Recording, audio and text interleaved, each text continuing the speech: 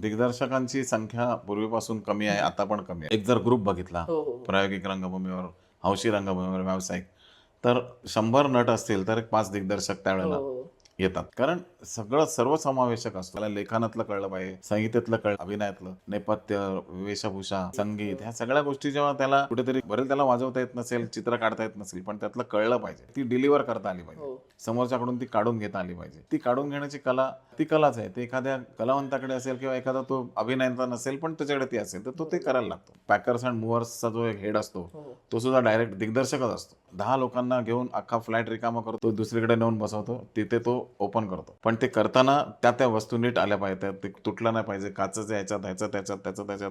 आणि मालकाला पण आनंद मिळतो की सगळ्या वस्तू आपल्या व्यवस्थित एकत्र ठेवल्या जातात आणि दुसरीकडे जातात. हो तर तो जो करत असतो ना, करणारे करत असतात, त्यांना काय ना, तो सांगेल तसं मी करेन. पण तो जो प्रमुख असतो, तो डिरेक्टर, तो दिग्दर्शक. बरोबर